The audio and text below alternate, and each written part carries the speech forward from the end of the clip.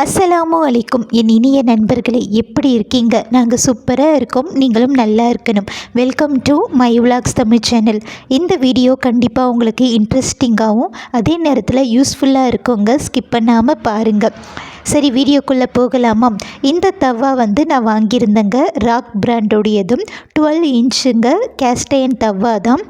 ஃப்ளிப்கார்ட்டில் தான் வாங்கியிருந்தேன். இதனுடைய ரேட் பார்த்திங்கன்னா 799 ரூபா போட்டிருந்தது.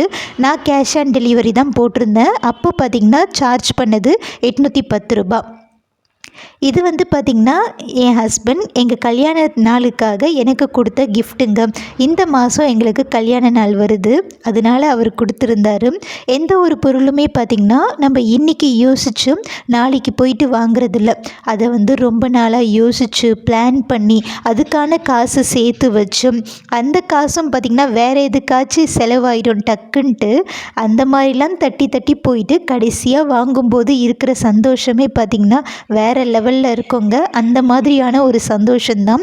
இந்த தவா பார்த்திங்கன்னா நான் ரொம்ப நாளாக ஏற்கனவே சொன்ன மாதிரி தான் ரொம்ப நாளாக பார்த்துட்டே இருந்தேன். ரொம்ப மாதமாக அந்த மாதிரி பார்த்துட்டே இருக்கும்போது மீஷோவில், ஃப்ளிப்கார்ட்டில், அமேசானில் அப்படின்ட்டு மாற்றி மாற்றி பார்த்துட்டே இருப்பேன். ஒரு டைமில் ஒன்று நல்லாயிருக்கும் அப்படின்ன மாதிரியே தோணிகிட்டே இருந்தது.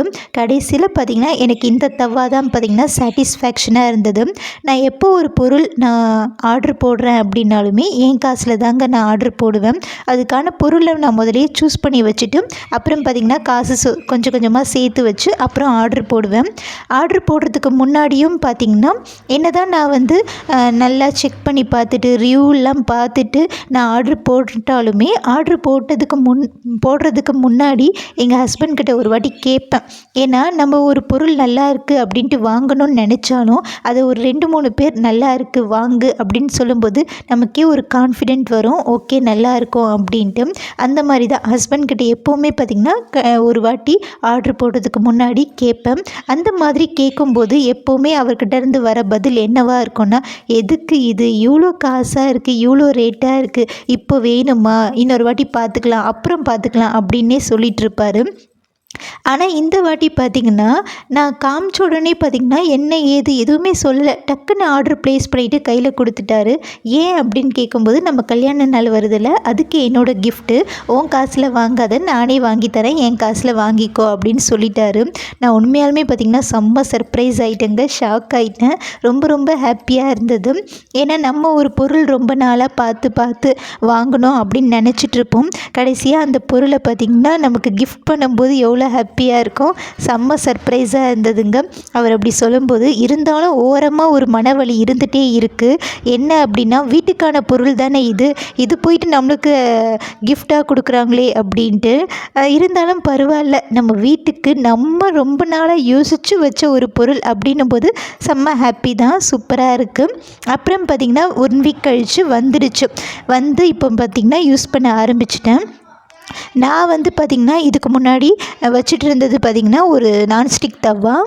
நம்ம என்ன தான் ஹெல்த்தியாக இருக்கணும், நம்ம லைஃப் ஸ்டைல் நல்லா இருக்கணும், அப்புறம் நம்ம எதுவும் ஒரு ப்ராப்ளத்தில் நம்ம போய் மாட்டிக்கக்கூடாது, நம்மளுக்கு எந்த நோயும் வரக்கூடாது அப்படின்ட்டு நம்ம பார்த்து சிறுதானியத்தை வாங்கி சமைக்கிறோம். வெஜிடபிள்ஸ், கீரை, நட்ஸு, டேட்ஸு, அப்புறமேட்டு இந்த பயிறு வகைகள், இந்த மாதிரிலாம் தேடி போயிட்டு வாங்கி சமைக்கிறோம் ஒன்றா பார்த்து.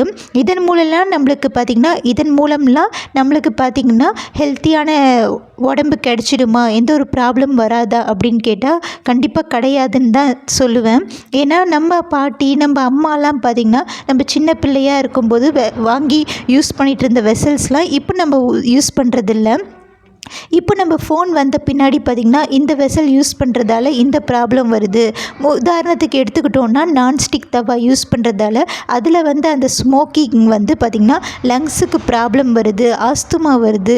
இந்த மாதிரிலாம் நம்ம கேட்கும்போது பார்த்திங்கன்னா அதை யூஸ் பண்ணுறதுக்கே பயமாக இருக்குங்க. இந்த 6 வருஷமாக நான் யூஸ் பண்ணிகிட்டு இருந்தது இந்த தவா தான், பார்த்துக்கோங்க.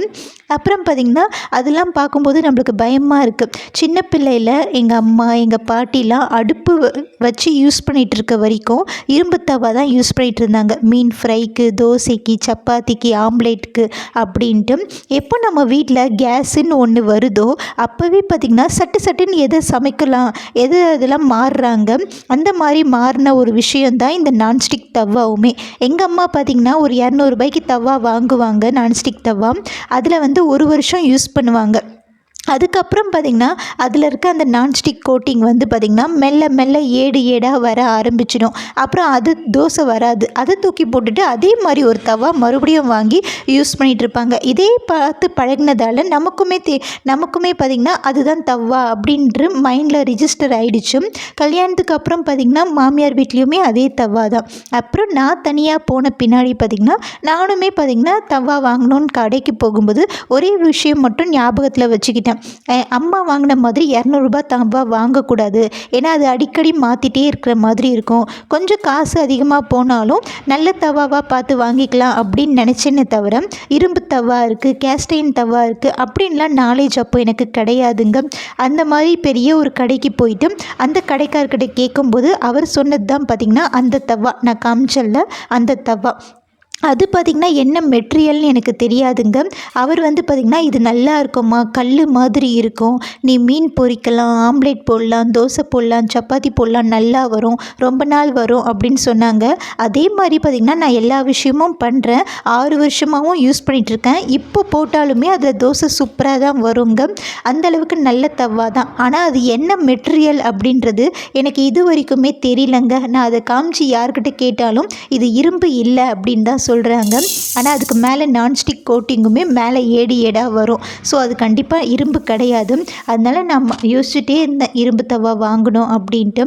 அந்த வகையில் பார்த்திங்கன்னா ஒரு நாள் கடைக்கு போயிட்டுமே பார்த்திங்கன்னா இரும்பு தவா நார்மலாக இருக்கும்ல, பியூர் அயன் தவா, அதுவுமே ஒரு 250 ரூபாய்க்கு வாங்கிட்டு வந்து நானும் என்னென்னமோ பழக்கப்படுத்தி பார்க்குறேங்க. அது பழகவே இல்லை என் கூட.